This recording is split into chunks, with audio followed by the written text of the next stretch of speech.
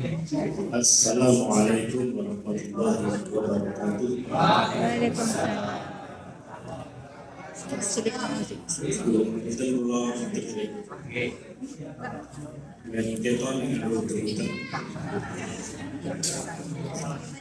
Puji syukur atas kita panjangkan dari Allah atas limpah dan dayanya. Siang ini kita bisa berkumpul untuk silaturahim dan kita patut berbahagia. Dan punya tradisi seperti ini berbandingkan dalam konteks global, saya kira ini khas Indonesia. Di Malaysia sedikit-sedikit punya, tapi kebanyakan juga orang-orang Indonesia yang bisa.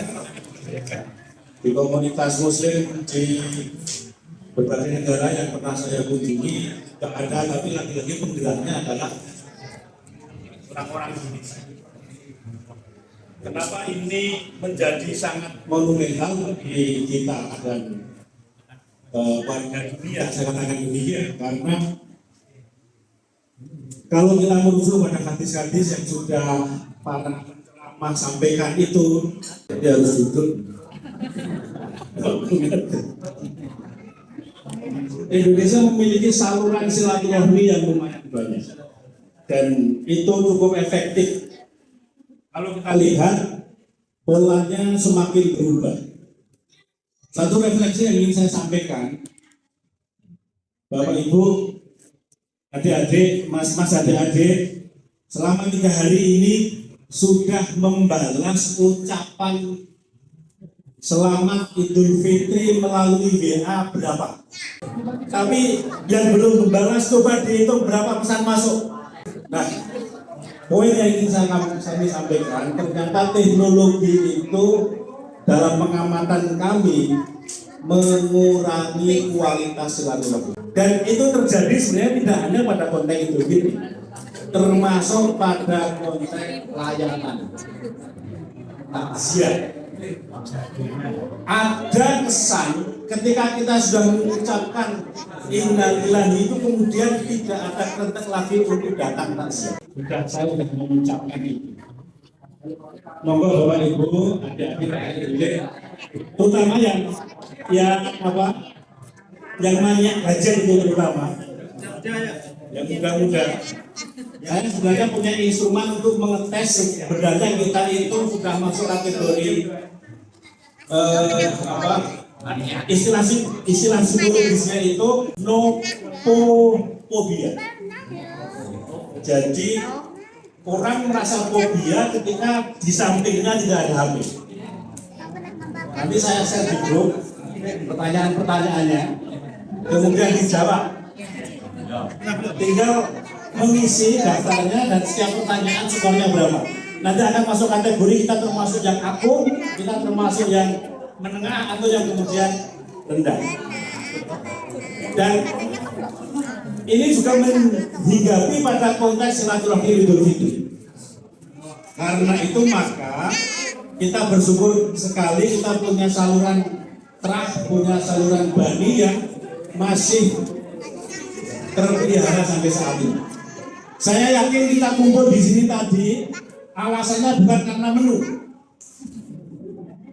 Jadi kalau dulu kehadiran kita itu kan selalu masih diiming-imingi dengan menu, sate, gulai, tongseng. Tapi insya Allah itu kalau bagi banding saya itu sudah selesai. Dan insya Allah yang menggerakkan itu adalah karena kerinduan kita yang tidak tercukupi hanya melalui saluran WhatsApp. Meski demikian, nanti insya Allah kalau ada yang keluarkan durian ya tetap laku. Nah, kemudian yang berikutnya perlu kami sampaikan bahwa ada berbagai pertanyaan. Ini sebuah pelajaran. Kami ingin menyampaikan bahwa masyarakat kita itu telah berubah orientasi beragamanya, termasuk orientasi politiknya.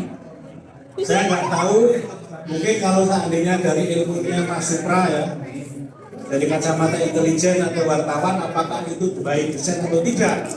Tapi saat ini masyarakat sudah mulai muak dengan orang yang menyampaikan ceramah agama tapi dibumbui dengan isu-isu politik. yang di Tamangan itu ya saudaranya Mas Hafiz, juga sangat kita mungkin malah ustadznya Mas Hafiz dulu. Karena dulu pernah menjadi pembesar di Persyarikatan, khutbah menyinggung politik macam-macam, jamaahnya yang lari tinggal rumah, dan itu viral. Nanti kalau pengen lihat videonya ya ada. Artinya apa? Ini semakin menegaskan tentang bagaimana cara dakwah kita kembali kepada dakwah kultural. Cuma dakwah kultural itu kan pertanyaannya waktu kita bahas itu kan sebenarnya hasil tanwir di Bali. Hasil tanwir di Bali ya betul ada pro kontra. Ketika dakwah kultural itu ingin diimplementasikan oleh teman-teman dari Majelis Tabligh, teman-teman yang Salafi oriented tadi juga sempat ada resistensi. Tapi kita perlu belajar dari mungkin pergerakan Muhammadiyah di Jawa Timur.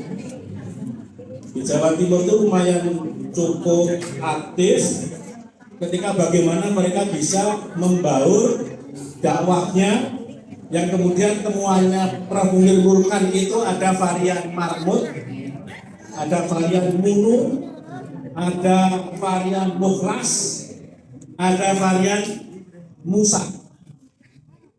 Musa itu apa? Musa itu Muhammadiyah Salafi.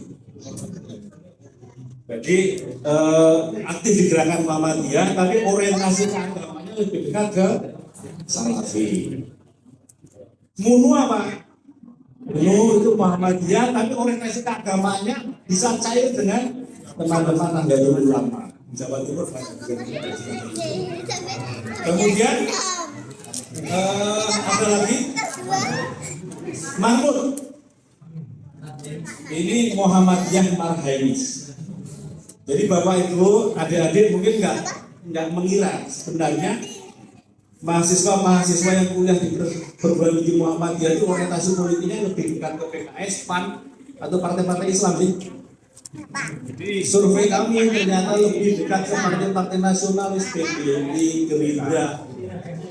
Maka ketika survei kita mungkin mengagung-agungkan nomor 1, tapi mahasiswa kita itu ternyata lebih senang dengan yang goyang gemoy ini.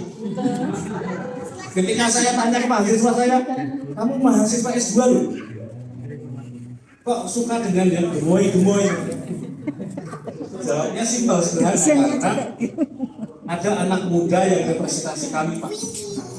Jadi nomor 2 itu pasangannya tidak dilihat dia itu siapa, dia itu anak muda.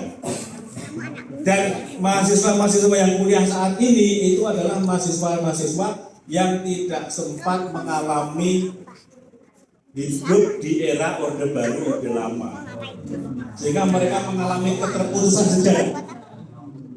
Karena itu maka saya yakin kalau dari Bani Sahidi punya orientasi keagamaan yang cukup lengkap, sehingga perubahan lanskap keagamaan masyarakat itu bisa kita pahami dengan baik, kita semakin bijak dalam berdakwah. Saya kira itu mudah-mudahan ada manfaatnya, banyak salah paham berpandang baik. Assalamualaikum warahmatullahi wabarakatuh.